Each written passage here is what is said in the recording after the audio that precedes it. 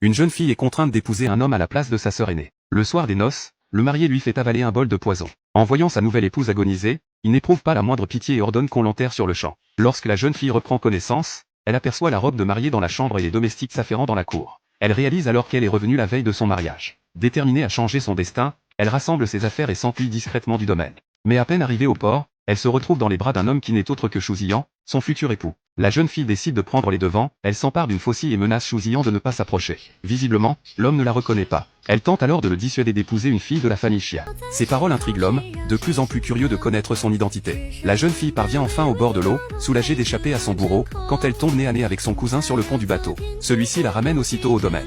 Après tous ses efforts, elle se retrouve au point de départ.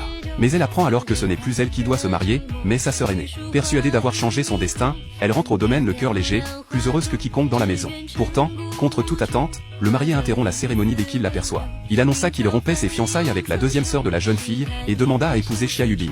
L'assemblée est stupéfaite, jamais personne n'a vu un marié changer de fiancé en pleine cérémonie. Chia Yubing, les jambes tremblantes, renverse un plateau de pâtisserie. Dans la confusion générale, elle en profite pour s'échapper du domaine. Mais l'homme se lance à sa poursuite,